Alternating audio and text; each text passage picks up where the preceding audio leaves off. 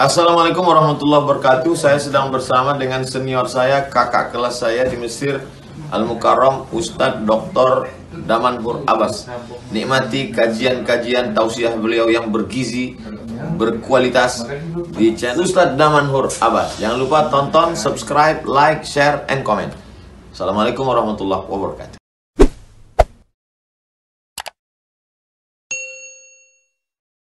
Assalamualaikum warahmatullahi wabarakatuh. Alhamdulillahilladzi ahyana ba'dama amatana wa ilaihi nusyur. Asyhadu an la ilaha illallah lahu da'watul haq harisun 'alaiha wa ujaba tabsyiri biha wa takum minkum ummatun yad'una ilal khair wa ya'muruna bil ma'ruf wa yanhauna 'anil munkar wa ulaika humul muflihun. وأشهد أن محمدا عبده ورسوله بلغ الرسالة وأدى الأمانة ونصح الأمة وكشف الغمة حتى أتانا اليقين ليلها كنهارها لا يزيغ عنها إلا هالك. اللهم صل وسلم وبارك وأنعم على حبيبنا وشفيعنا وزخرنا ومولانا محمد وعلى أزواجه أمهات المؤمنين وذرياته وآل بيته وصحبه أجمعين. Rabbi shrah li sadri wa yassir li amri wa hlul 'uqdatam min lisani yafqahu qawli, amma ba'd. Para asatiz yang saya muliakan, bunda yang saya cintai, dan Bapak Ibu jemaah salat subuh yang dirahmati Allah, marilah senantiasa kita panjatkan puji dan syukur kepada Allah yang telah memberikan nikmat iman dan nikmat kesehatan kepada kita, sehingga kita dapat melangkahkan kaki kita ke tempat yang penuh dengan keberkahan ini. Kalaulah bukan karena nikmat iman, tentu perjalanan ke masjid ini adalah perjalanan yang terberat, kendati rumah kita sangatlah dekat dengan masjid. Akan tetapi yang membuat langkah ini ringan itu dikarenakan adanya panggilan keimanan, sehingga suasana subuh yang sangat indah untuk tidur, maka kita akan terbangun dari tempat tidur dan ingin memuji Allah dan bersyukur kepada Allah atas segala nikmat yang Allah berikan kepada kita. Salawat dan salam mari sama-sama kita panjatkan kepada junjungan kita Nabi besar Muhammad sallallahu alaihi wasallam yang mengajarkan segala aspek tatanan kehidupan manusia. Salah satu aspek yang diajarkan oleh baginda Rasulullah adalah membacakan qunut nazilah, qunut pada saat kita mengalami dalam keadaan peperangan. Dan ini adalah bentuk solidaritas yang kita lakukan kepada saudara kita yang berada di Palestina. Maka sudah saatnya umat Islam pada saat hari ini, umat Islam yang lain digempur habis-habisan di Palestina, kita membacakan qunut nazilah tersebut di setiap salat subuh. Karena inilah bagaimana rasanya mereka di sana memperjuangkan agama Allah ini di belahan bumi yang belum bisa dijajah oleh Israel.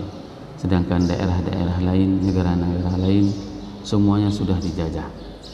Hanya Palestina, Gaza yang belum dijajah oleh Israel. Maka berterima kasih kepada para imam yang membacakan qunut nazilah, karena ini adalah kita merasakan bagaimana kalau seandainya yang dibom itu, yang dibunuh itu adalah ayah kita, ibu kita, saudara kita. Inilah bentuk persaudaraan yang bisa kita lakukan. Bapak Ibu jemaah salat subuh yang dirahmati Allah, pada subuh yang berbahagia ini kita akan membacakan tentang dosa besar yang disampaikan oleh Imam Al-Zahabi di dalam kitab Al-Kabair, yaitu dosa besar membunuh diri. Beliau menyebutkan firman Allah di dalam surat An-Nisa ayat 29 sampai dengan ayat 30 yang berbunyi, A'udzubillahi minasyaitonirrajim, Bismillahirrahmanirrahim, wa la taqtulu anfusakum innallaha kana bikum rahima.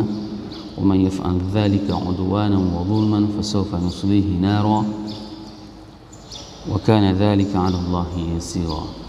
صدق الله العظيم. Allah berfirman, ولا تقتلوا أنفسكم إن الله كان بكم رحيما.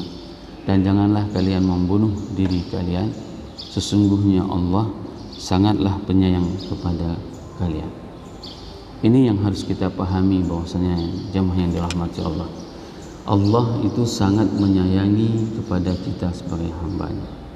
Bayangkan saja dalam sebuah kisah peperangan, seorang ibu kehilangan anaknya dalam sebuah peperangan. Setelah dua hari maka si ibu tersebut menemukan anaknya, dan suasana itu membuat semua para sahabat itu terharu.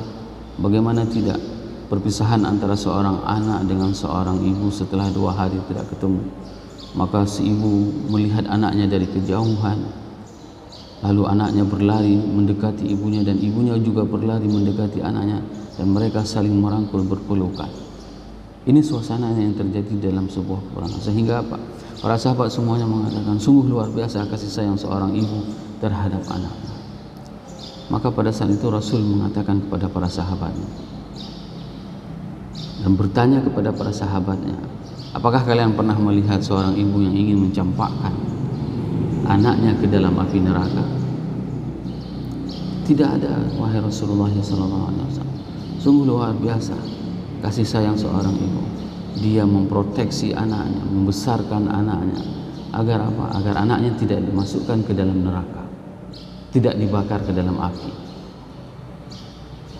Maka Rasulullah SAW mengatakan kepada para sahabat, sungguh kasih sayang ibu itu merupakan tidak ada apa-apanya jika dibandingkan dengan kasih sayang Allah. Allah jauh lebih menyayangi kita daripada kasih sayangnya seorang ibu kepada anaknya. Hari ini tidak ada seorang ibu itu, ya, bayangkan pada saat mereka hamil mengandung kita, tidak ada satu orang ibu pun yang pada saat anaknya rewel di dalam kandungan ditumbuknya anak. Nggak ada. Misalnya lagi rewel, tendang-tendang perut, apa yang dilakukan oleh seorang ibu? Diusapnya perutnya, dielusnya perutnya. Nah, baik ibu dia, seperti itu.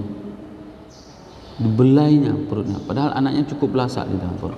Nggak ada seorang ibu itu begitu anaknya lasak langsung ditumbuk yang debu, kayak batat. Nggak ada. Tidak ada yang seperti itu perlakuannya. Itu kasih sayang seorang ibu. Begitu juga dengan kasih sayang seorang ayah. Pada anaknya asik main aja, ya kan, di rumah, bahkan ayahnya lagi bekerja, nah, diganggunya, naik ke atas pundaknya, apa yang dilakukan? Pergi tidur, dimarahinnya, takut anaknya. Begitu anaknya tidur sudah masuk ke dalam kamar, apa yang dilakukan oleh seorang ayah? Dia ingin melihat anaknya, tersenyum, dibuka pintu, ditengok anaknya sedang tertidur. Dan begitu dia sudah tertidur, diusapnya kepalanya, dielusnya. Itu kasih sayang seorang ayah.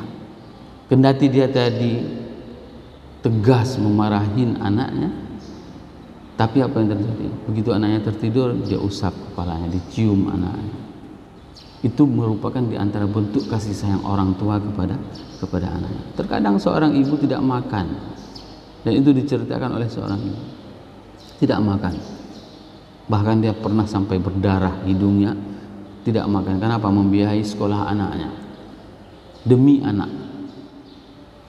Hari ini Allah menyatakan kepada kita di dalam surat An-Nisa, wala taqtulu anfusakum innallaha kana bikum rahima.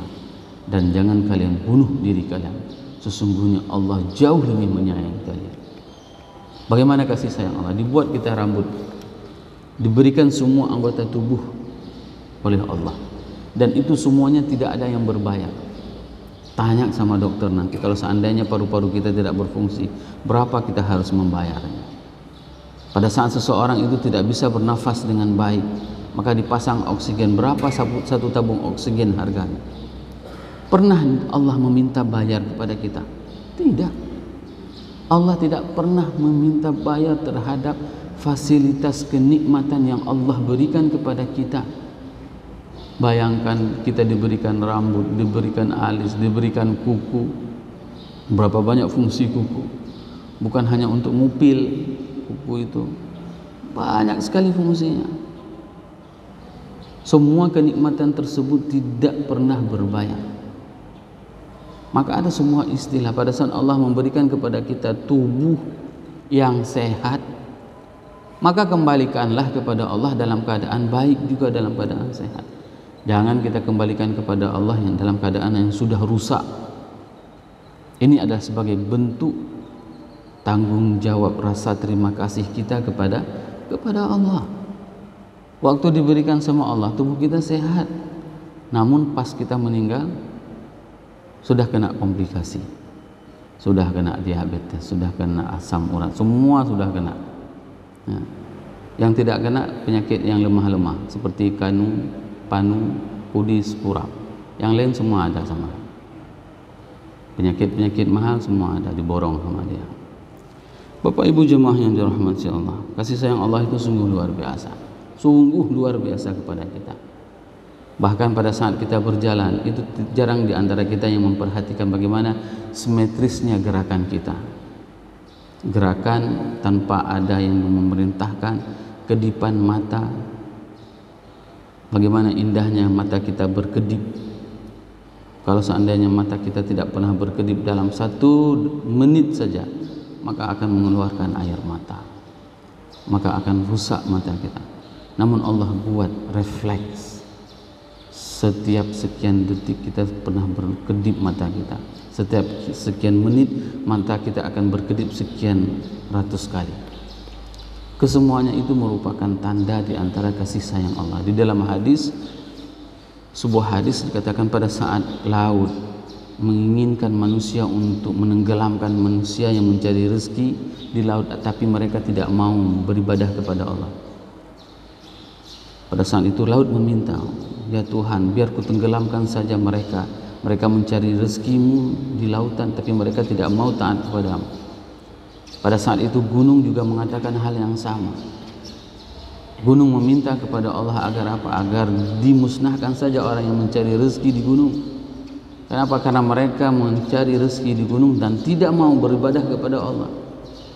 Maka pada saat itu Allah menanyakan kepada semua makhluknya itu, a antum khalaqtumuh am ana alladzi khalaq? Apakah kalian yang menciptakan manusia tersebut, aku atau aku yang menciptakannya? Maka pada saat itu Allah menjelaskan kepada semua makhluknya bahwasanya Allah jauh lebih menyayangi hambanya daripada kasih sayang seorang orang tua kepada anaknya. Dan tidak ada, Allah tidak kepingin hambanya itu dibakar di dalam api neraka. Maka kita tidak boleh memperlakukan tubuh kita semena-mena. Sehingga Rasulullah SAW mengatakan bahwasanya siapapun yang merawat tubuh ini maka dia berpahala. Kita pangkas, Bapak Ibu, itu berpahala. Nah, kita pangkas itu berpahala. Merawat tubuh itu berpahala. Ini bisa dijadikan alasan ibu-ibu ya, minta sama bapak-bapak biaya perawatan tubuh. Nah, ada pedikur, medikur, akupuntur, apa namanya, terserahlah nama. Minta biaya perawatan sama bapak. Kalau bapak-bapaknya ada kemudahan. Kalau tidak ada ya pakailah scrub biasa aja. Nggak usah membebankan para suami. Bapak Ibu jemaah yang dirahmati Allah, wa may yaf'al dzalika 'udwanan wa zulman, dan barang siapa yang melakukan tersebut dikarenakan permusuhan dan kezaliman, fasawfa nuslihi nara, maka kami akan masukkan ke dalam neraka. Wa kana dzalika 'ala Allahi yasira, dan sesungguhnya itu sangatlah mudah bagi Allah. Nah, di sini hal yang menarik Bapak Ibu jemaah yang dirahmati Allah. Allah menyebutkan dengan kata-kata wa may yaf'al dzalika 'udwanan wa zulman. Barang siapa yang membunuh diri itu secara udwana, secara permusuhan, ataupun zulman, menganiaya, fasawfa nuslihi nara, maka dia itu akan dicampakkan ke dalam api neraka. Ada 2 indikator yang disebutkan oleh Allah dikarenakan permusuhan ataupun dikarenakan kezaliman, sehingga para ulama di sini menyebutkan bahwasanya ini bisa dipahami, ayat ini bisa dipahami dengan membunuh orang lain ataupun membunuh diri sendiri, ya, menzalimi diri sendiri. Bagaimana menzalimi diri sendiri? Dia ada sebuah, terkadang orang itu suka sensasi, ya, suka sensasi, menzalimi dirinya, seperti buat tato, itu menzalimi diri, merusak tubuhnya. Tidak hak, kita tidak punya hak untuk merusak tubuh kita. Buat tato, mana tahu pas lagi buat tato mati, maka ini juga dinamakan dengan bunuh diri. Nah, ada juga di antara orang yang memang punya hobi yang aneh-aneh. Nah, misalnya dia suka makan makanan yang memang itu di dalam acara ada yang dinamakan dengan fear factor tuh, tanpa ada rasa takut itu, dia bisa makan makanan kalajengking misalnya, pas makan mati, itu namanya bunuh diri. Atau udwana, atau dia membunuh dirinya ataupun orang lain dikarenakan adanya permusuhan. Ini yang paling banyak yang terjadi hari ini. Seseorang itu dilakukan permusuhan sehingga orang itu bunuh diri. Ya, maka orang yang melakukan itu termasuk di dalam orang yang melakukan dosa bunuh diri. Dia buat permusuhan dengan orang lain, tidak sanggup dia tahan. Karena apa? Asik diintimidasi terus. Maka orang yang bunuh diri mendapatkan dosa bunuh diri, dan orang yang berbuat intimidasi tersebut juga mendapatkan dosa bunuh diri. Ini yang dimaksud dengan udwanan wa zulman dan kezaliman-kezaliman. Berapa banyak kezaliman hari ini yang dilakukan secara sistematis, terstruktur. Agar apa? Agar orang-orang tersebut mau bunuh diri. Dan ini yang paling banyak kejadian di kota-kota besar.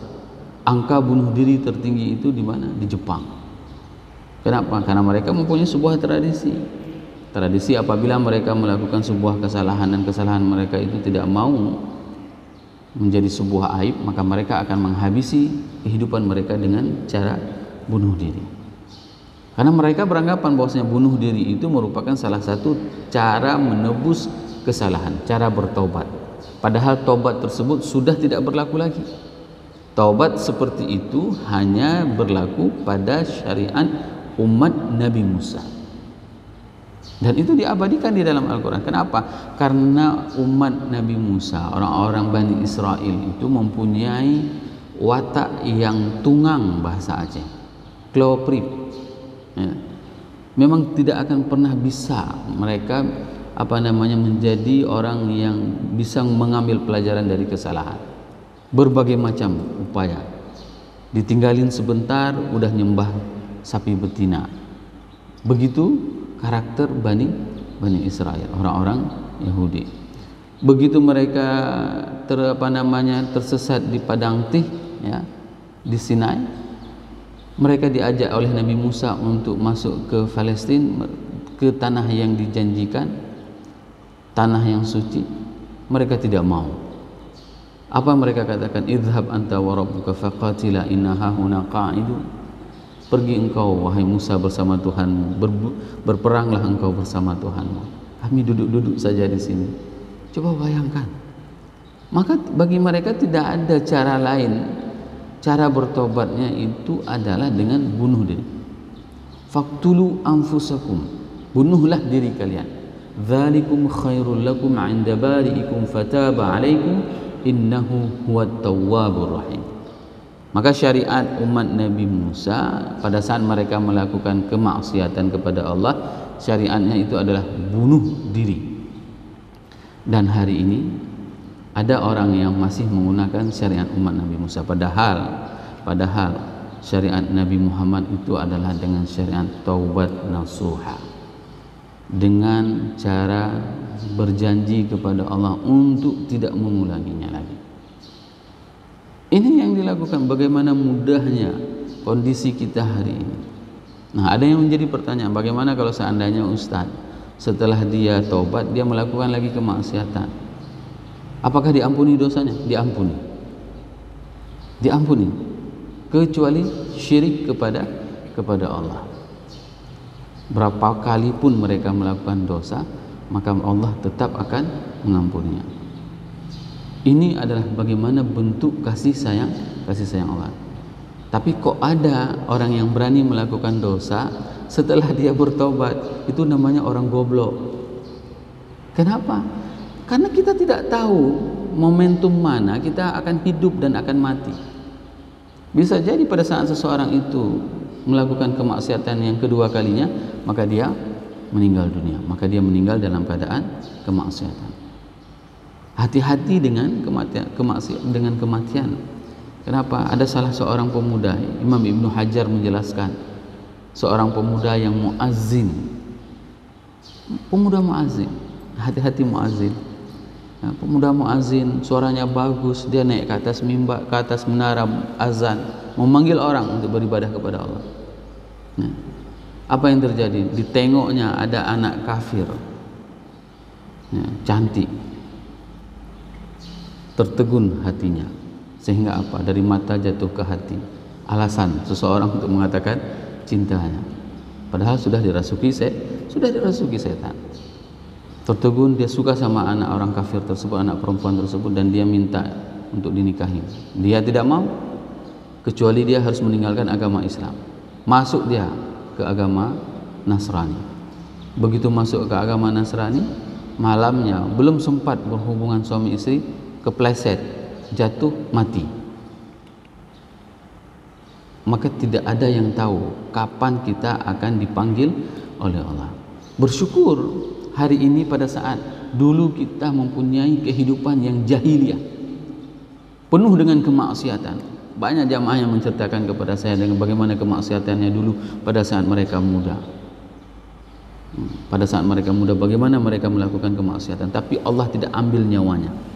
Allah masih berikan kesempatan kepada dia untuk berhadir di dalam majelis ilmu. Ini adalah salah satu bagaimana bentuk kasih sayang Allah kepada kita. Ada orang yang lagi melakukan kemaksiatan, temannya meninggal di sampingnya. Coba bayangkan, dia tidak dicabut nyawanya oleh Allah. Agar apa? Agar dia tahu bahwasanya Allah itu sungguh sayang sama dia. Maka hari ini kalau ada orang yang berani lagi melakukan kemaksiatan, dulunya dia penuh dengan kemaksiatan, tidak tahu kita harus bagaimana terhadap orang tersebut. Bahkan orang tersebut mengalahkan dari orang-orang Bani Israel. Bapak Ibu jemaah yang dirahmati Allah, hadis Rasulullah sallallahu alaihi wasallam, kana fi man kana qablakum rajulun bihi jurhun fakhazza fa akhadhahu sikinan fahazza biha yadahu fama rafa'a ad-dam hatta mata. Qala Allah Ta'ala, badarani abdi binafsi haramtu alaihi al-jannah. Ada salah seorang pada saat dia mengalami luka dan dia tidak sanggup menahan lukanya, lalu dia membesarkan lukanya sehingga dia mati. Maka Allah mengatakan kepada dia adalah badarani abdi binafsihi, hambaku telah mendahuluiku. Ya, itu dikatakan oleh Allah, hambaku telah mendahuluiku. Haramtu alaihi jannah, maka aku haramkan kepadanya syurga. Ini adalah sebuah kisah para sahabat. Seorang sahabat yang berperang di medan perang, apabila dia berperang, 7 orang kafir itu akan mati dalam seketika berhadapan dengan dia. Bagaimana kekuatannya? Semua sahabat yang lain takjub kepada dia. Hebat sekali dia mujahidin tulen. Ya, mujahidin tulen. Kenapa? Karena semua orang musuh yang berhadapan dengannya itu bisa dimusnahkan. Kekuatannya luar biasa. Para sahabat semua takjub. Apa yang dikatakan oleh Rasulullah kepada dia? Tidak, dia adalah ahli neraka. Bayangkan, ini sedang berperang, jihad di jalan Allah, tapi Rasul mengatakan kepada dia, tidak, dia adalah ahli neraka. Dan mereka semua kaget. Kok bisa seorang yang berjihad di jalan Allah, berperang di jalan Allah, tiba-tiba dinyatakan oleh Rasul sebagai ahli neraka? Ternyata dia mengalami luka parah. Pada saat itu dia tidak sanggup menahannya. Maka pada saat dia tidak sanggup menahannya, dia melukainya lebih cepat lagi. Agar apa? Agar dia mati. Inilah bagaimana konsekuensi seseorang yang membunuh dirinya. Maka dia itu akan mendapatkan siksaan neraka jahanam. Bahkan nanti pada saat orang tersebut dihisab oleh Allah, semua kebaikan-kebaikannya itu akan mengalahkan dengan satu dosanya, yaitu adalah dosa bunuh diri. Itu sangatlah berat di mizan Allah nanti di hari akhir. Bapak Ibu jemaah yang dirahmati Allah, di dalam hadis yang lain Rasulullah SAW bersabda, man qatala nafsan bi syai'in udziba bihi fin nari jahannam wa la'ina al mu'minuna qaqatlihi wa man rama mu'minan bi kufrihi fa huwa qaqatlihi. Inilah yang kita jelaskan tadi, bahwasanya siapapun yang membuat seseorang itu untuk bisa membunuh diri, untuk dia melakukan bunuh diri, itu sama saja dosanya. Siapapun yang membuat seseorang itu terasa teraniaya. Dan hari ini kegiatan seperti ini paling banyak terjadi, yaitu membuli. Ya, itu ada orang karena akan dibuli dia dibunuh diri. Bahkan sedih sekali kita melihat perkara-perkara seperti ini terjadi kepada anak-anak kita yang masih sangat kecil umurnya. namun mereka sudah sangat parah di dalam hal pergaulan yang terjadi di dalam kehidupan sehari-hari. Seorang yang mukmin, apapun beban yang mereka alami itu tidak akan menjadi beban, karena mereka akan merasakan itu semuanya adalah keindahan daripada ujian keimanan. Bayangkan salah seorang sahabat pada saat beliau itu berperang di dalam perang Uhud, Anas bin Nadhr. Anas bin Nadhr itu dia tidak sempat ikut perang Badar, seorang sahabat, karena ingin menebus ya, kesempatan tidak sempat berperang di dalam perang Badar. Anas bin Nadhr mengatakan kepada para sahabat yang lain, kronologis perang Uhud itu panjang sekali. Beliau melihat para sahabat itu sudah mulai duduk-duduk, putus asa ya. Kenapa? Karena Rasul dikatakan sudah meninggal dunia, maka semangat mereka turun. Lalu Anas mengatakan, bangun, bangkit semuanya, ayo kita berjihad di jalan Allah, karena aku telah mencium aroma surga di Uhud ini. Apa yang terjadi? Dia tebas semua musuh yang ada di hadapan, sampai dia mempunyai luka 80 luka di tubuhnya. 80 luka, bayangkan bagaimana kekuatan dia. Seorang Anas bin Nadhr itu baru bisa dirobohkan oleh orang kafir sebanyak 80 kali sebatan dengan pedang. Sehingga apa? Tidak ada yang tahu wajahnya bagaimana hancurnya. Tidak ada yang tahu. Ini wajah siapa ini? Jadi Rasul setelah perang Uhud itu mengambil semua jenazah. 70 orang yang syahid tersebut itu dijejerkan. Tidak ada yang tahu ini wajah siapa. Begitulah hancurnya. Hancur lebur tubuh Anas bin Nadhr. Sehingga sepupunya yang tahu, ada tanda di tangannya yang mengatakan ini adalah jenazah syahid Anas bin Nadhr. 80 luka di dalam tubuhnya, wajahnya hancur. Apalagi orang-orang kafir pada saat itu begitu mendapatkan orang-orang mukmin, mereka akan mutilasi.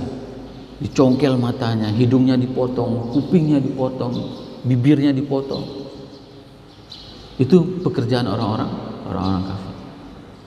Bayangkan 80 luka, dia tidak melakukan bunuh diri, akan tapi dia mendapatkan pahala syahid di dalam peperangan tersebut. Semoga beberapa ayat dan hadis ini menjadikan ibrah kepada kita sehingga kita lebih mencintai Allah dan Rasulullah sallallahu alaihi wasallam. Subhanakallahumma wa bihamdika asyhadu an la ilaha illa anta astaghfiruka wa atubu ilaik. Wassalamualaikum warahmatullahi wabarakatuh.